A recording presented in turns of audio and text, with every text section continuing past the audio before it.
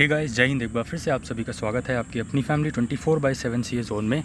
तो आज की जो हमारी क्लास है रीजनिंग की क्लास होने वाली है और कुछ इंपॉर्टेंट कॉन्सेप्ट्स आपको पता चलने वाले हैं। रीजनिंग के सब्जेक्ट में बस आपको ये ध्यान रखना होता है कि जो पैटर्न है वो किस तरीके से लग रहा है और आपको भी अपना जो दिमाग है वो चलाना पड़ता है, तो वो भी चलेगा। उसके लिए आपको प्रैक्टिस करनी पड़ेगी।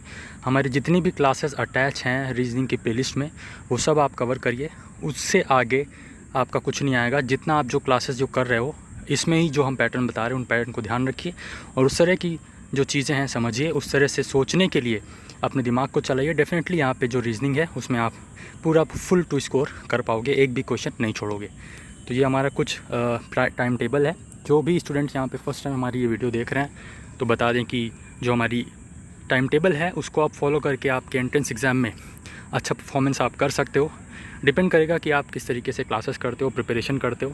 बाकी हम तो अपनी तरीके से अपनी तरफ से पूरी यहाँ पे शिद्दत के साथ आपको क्लासेस कंटेंट प्रोवाइड कर रहे हैं, फुल डिटर्मिनेशन के साथ आपकी जो एंट्रेंस एग्ज़ाम सीट है उसको क्वालिफाई करने के लिए लगे हुए हैं। सो अभी भी आपको अगर नहीं पता है कि कौन से कोर्स के लिए क्या पढ़ना है तो ये 2 वीडियोज़ हैं, इनका लिंक आपको डिस्क्रिप्शन बॉक्स में दिया है, तो वहाँ से आप कैरी ऑन कर सकते हो। चलिए स्टार्ट करते हैं। क्वेश्चन नंबर 1 आपकी स्क्रीन पर है। तो फर्स्ट क्वेश्चन में यहाँ पे आपको जो आंसर है वो मैंने हाइड कर दिया है। कॉन्सेप्ट पहले समझने की कोशिश करिए। इस स्लाइड में एक्चुअली आंसर लिख गया था। चलिए, तो यहाँ पे आपको जो है ऑड वन आउट फाइंड करना है। इसमें से ऑड क्या है? ये जो आपको 4 ये दिख रहे हैं ना, 4 ऑप्शंस, इसमें से कुछ ये ऑप्शन जो है एक कुछ यहाँ पे फॉलो कर रहे हैं, कुछ प्रिंसिपल फॉलो कर रहे हैं, कुछ छोड़ के 2 का डिफरेंस, 3 का डिफरेंस, ऐसे यहाँ पे। तो चलिए हम बताते हैं आपको, उस तरीके से आपको समझ में आएगा। जैसे कि टी है, उसके बाद हम यू वी छोड़ के डब्लू आएगा, डब्लू के बाद एक्स वाई छोड़ के जेड आएगा, 2 का गैप मिल रहा है। सिमिलरली अगर हम जी से देखें, एच आई छोड़ के जे आएगा, के एल छोड़ के एम आएगा। सिमिलरली अगर हम यहाँ पे देखें ई, तो एफ जी छोड़ के एच आएगा और आई जे छोड़ के के आएगा। बट अगर हम ऑप्शन सी देखेंगे तो यहाँ पे एल के बाद क्या आएगा? एल के बाद एम छोड़ के एन आ गया, तो एक ही का गैप हो गया।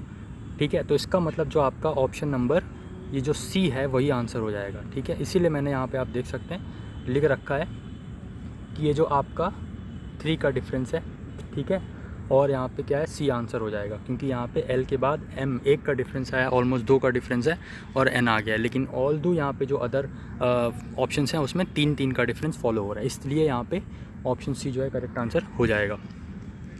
नेक्स्ट अगर हम देखें, इसमें भी आपको ऑड वन आउट फाइंड करना है। जिन्होंने यहाँ पे हमारी अपोजिट पेयर्स की क्लास की होगी तो उनको ये अच्छे से समझ में आ रहा होगा, देखने में ही पकड़ में आ रहा होगा कि ये जो आपका ऑप्शन नंबर डी है वो आपका करेक्ट आंसर हो जाएगा, क्योंकि ये अपोजिट पेयर नहीं है। बाकी A Z opposite pair, C X opposite pair, D W opposite pair. अभी भी अगर किसी स्टूडेंट को नहीं पता है कि ये अपोजिट पेयर क्या मैं बोल रहा हूँ तो आप कमेंट करके ज़रूर बताइएगा, आपका डाउट मैं क्लियर कर दूँगा। सो नेक्स्ट यहाँ पर हम आ जाते हैं। ये भी आपका जो है कुछ रिलेशन वाला क्वेश्चन है। जैसे कि आप देख सकते हैं कि elephant is related to trumpet. ठीक है, तो इसमें लैम्ब आपका किससे रिलेटेड है? लैम्ब किसको कहते हैं? लैम्ब किसको कहते हैं यहाँ पे हम? मेमने को। ठीक है, जो मेमना होता है, बकरी का बच्चा, उसको बोलते हैं। तो अगर हम यहाँ पे करेक्ट आंसर देखें तो ब्लीट जो है, मिहाना, ये आपका करेक्ट आंसर हो जाएगा। चलते हैं नेक्स्ट क्वेश्चन पर।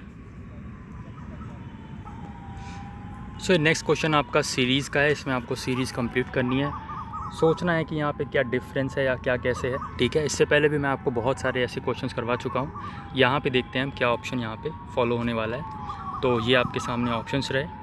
तो अगर हम यहाँ पे अगर आंसर की बात करें तो आपका आंसर जो है वो बी हो जाएगा, 37।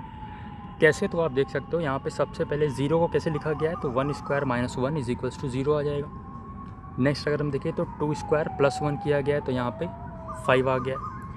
अब आपको देखने को मिल रहा है कि स्क्वायर करके 1 या तो ऐड कर रहे हैं और या तो प्लस कर रहे हैं। पहले हम माइनस कर रहे हैं एक बार और एक बार प्लस कर रहे हैं। ठीक है, तो जैसे यहाँ पे आप फॉलो करोगे तो आपका जो यहाँ पे आप देखिए, अगर 2 के बाद हमने ये कर लिया है, उसके बाद हम करेंगे 3 का स्क्वायर माइनस 1 तो आ जाएगा 8। उसके बाद 4 का स्क्वायर प्लस 1 तो यहाँ पर आ जाएगा 16। फिर यहाँ पे 5 का स्क्वायर माइनस 1 करेंगे तो आ जाएगा 24। इसका मतलब नेक्स्ट वाला जो स्टेप होगा वो होगा 6 का स्क्वायर प्लस 1, तो 36 हो जाएगा, और प्लस 1 तो ये 37 आपका आंसर यहाँ पे बन जाएगा। तो कुछ इस तरीके से भी आपका यहाँ पे क्वेश्चन जो है पैटर्न आपको देखने को मिल सकता है सीरीज़ कंप्लीट करने के लिए। नेक्स्ट हम बात करते हैं, इसमें आपको again odd one out find करना है। कई बार ऐसा होता है कि आपका यहाँ पर जो सिनोनिम्स होते हैं उनको दे दिया जाता है सिमिलर वर्ड्स के, और एक उसमें एंटोनिम डाल दिया जाता है जो कि आपका ऑड वन आउट बन जाता है। ठीक है, तो जैसे कि इसमें हम बात करें अर्डेंट, फर्सिड और यहाँ पे फर्वेंट। ठीक है, तो ये सब जो है आपके उत्सुक, जो एंथुसियास्टिक या एनर्जेटिक से रिलेटेड है, ये सब यहाँ पे उत्सुक हम बोल सकते हैं या एनर्जेटिक भी बोल सकते हैं। लेकिन ये जो इनक्यूरियस है, ये कुछ निंदा इसका यहाँ पे सेंस आता है, तो इनक्यूरियस यहाँ पे आंसर बन जाएगा, क्योंकि यहाँ पे ये ऑड वन आउट हमको फाइंड करना है। और ये 3 जो है बी सी डी ये सेम सेंस के हैं, बट ये जो ए है ये डिफरेंट सेंस का है, इसलिए यहाँ पे ये ऑप्शन आपका करेक्ट हो जाएगा। आगे बढ़ते हैं। अब यहाँ पे ये आपका ऐसे भी क्वेश्चन आ सकता है। ठीक है, देखिए रीजनिंग में कहीं से भी क्वेश्चन बना के दिया जा सकता है, तो आपको सब तरीके से तैयार रहना है, रिलेशन फाइंड करने की कोशिश करना है। जैसे कि यहाँ पे अगर हम बात करें तो 18 जो है वो आपका एबोलिशन ऑफ टाइटल्स की बात करता है। अब ये क्या है, ये इंडियन कॉन्स्टिट्यूशन से क्वेश्चन उठा है। ठीक है, इसको उठा के यहाँ पे रीजनिंग में दे दिया गया है।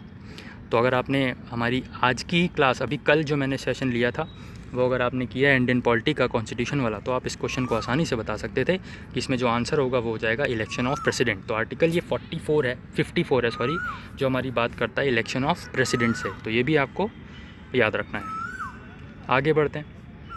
नेक्स्ट हमारा जो क्वेश्चन है, पेंटर को कुछ इस तरीके से लिखा गया है, तो आपका यहाँ पे जो गैम है उसको कैसे लिखा जाएगा। तो पेंटर को आप देख सकते हो यहाँ पे इस तरीके से यहाँ पे लिखा गया है कुछ रिलेशन बना के। तो सिमिलरली गैम को कैसे लिखा जाएगा ये आपको कोशिश करनी है फाइंड करने की। कई बार यहाँ पे अलग अलग पैटर्न देखने को मिलता है, बट इस वाले क्वेश्चन में मैंने आपको बताने की कोशिश की है कि ये जो सपोज़ ऐसे करके आपका आ गया और कोई भी पैटर्न नहीं बन रहा है, तो आपको ये भी चेक करना है कि कहीं ऐसा तो नहीं है कि वो अल्फ़ाबेटिकल ऑर्डर में लिखा गया है ABCD EFG ऐसे कुछ करके। अब देखिए कैसे, जैसे सपोज़ यहाँ पे पेंटर लिखा है, तो अब यहाँ पे पेंटर आप देख सकते हैं सबसे पहले वर्ड क्या आता है हमारे अल्फ़ाबेट्स में, ए आता है, तो हमने ए उठाया और सबसे पहले रख दिया। उसके बाद ई आता है तो ई उठाया सबसे पहले रख दिया। ठीक है, उसके बाद में तो ऐसे करके अरेंज कर दिया, तो ये आपका पेंटर से ये बन जाएगा। सिमिलरली गैम में आप देखोगे सबसे पहले क्या आएगा, ए आएगा, उसके बाद बी आ जाएगा, उसके बाद जी आ जाएगा, और उस लास्ट में क्या आ जाएगा, एम। तो इस तरीके से यहाँ पे ABGM आपका करेक्ट आंसर हो जाएगा। तो ये पैटर्न भी आपको ध्यान रखना है। आगे बढ़ते हैं। नेक्स्ट क्वेश्चन हमारा है 356 को लिखा गया है 21, तो 269 को क्या लिखा जाएगा। तो ऐसे क्वेश्चन में कई बार ऐसा होता है कि इनको ऐड करके स्क्वायर -1 और ये सब होता है, बट इस क्वेश्चन से मैं आपको बताना चाहता हूँ कि ये जो पैटर्न है वो कुछ इस तरीके से कि आपका 3 × 5 करना है आपको और +6 कर देना है, तो आपका क्या बन जाएगा 21। सिमिलरली आप क्या करोगे 2 × 6 और +9 करोगे, तो 2 6 12 और +9 21 यहाँ पे आपका अगेन आंसर बन जाएगा। ठीक है, 3 × 5 15 +6 21, 2 × 6 12 +9 21। हाँ, करेक्ट आंसर ऐसे ही होगा आपका 21 आंसर बन जाएगा इसमें भी। आगे चलते हैं। नेक्स्ट क्वेश्चन हमारा जो है 23 को लिखा गया है 110, तो 17 को क्या लिखा जाएगा यहाँ पे आपको बताना है। तो अब देखिए 23 से रिलेशन अगर आप इंटू करोगे तो आपको मिलेगा कि 23 × 5 करेंगे तो हमारा कितना बन जाएगा 115। इसी में अगर हम 5 माइनस कर दें तो 110 बन जाएगा। ठीक है, तो क्या किया है हमने इंटू 5 करके -5 किया है। सिमिलरली 17 × 5 करेंगे तो 85 आ जाएगा, और -5 करेंगे तो 80 आ जाएगा। ठीक है, तो इस तरीके से यहाँ पे आपका 80 जो है वो ऑप्शन करेक्ट हो जाएगा। ओके, ऑप्शन डी 17 × 5 -5, तो 80 आंसर हो जाएगा। So that's it. आपको क्वेश्चंस कैसे लगे? कई क्वेश्चंस आपको नया सीखने को मिले होंगे और कई क्वेश्चन आप खुद से भी कर पा रहे होंगे। अगर नहीं कर पा रहे हो तो उसमें भी वरी होने की बात नहीं है, इंसान सीखता है तभी उसको आता है। और आप सीख नहीं आए हो तो डेफिनेटली अगर कुछ नहीं आता है तो आप सीखो, चीज़ों को समझो, प्रैक्टिस करो। प्लेलिस्ट जो बना रखी है, बार बार कह रहा हूँ, हर एक क्लास करनी है आपको, कोई भी उसमें स्टार वाली एक्सेप्शन नहीं है कि आपको ये करनी है या नहीं करनी है। रीजनिंग की जो प्लेलिस्ट है उसमें जितने भी आपकी क्लासेस लगी हुई हैं वो सारी की सारी क्लासेस आपको करनी है। अगर आपको एंट्रेंस में अच्छा परफॉर्म करना है, अगर आपको एक अच्छी यूनिवर्सिटी में एक सीट हासिल करनी है कम फीस पर रेगुलर सीट, तो डेफिनेटली आपको उसके लिए काम करना पड़ेगा। सारी चीज़ें प्रिपेयर करिए, डेफिनेटली आपका सिलेक्शन ज़रूर होगा। फिलहाल क्लास का रिव्यू ज़रूर दीजिएगा और जो मैंने पूछा वो ज़रूर बताइएगा। आज की क्लास में फ़िलहाल इतना ही। जो शाम को क्लास होनी है वो भी अटेंड करिएगा। सारी क्लास अटेंड करिए और टाइम टेबल फॉलो करिए, डेफिनेटली आपका सिलेक्शन ज़रूर होगा। जय हिंद, जय भारत।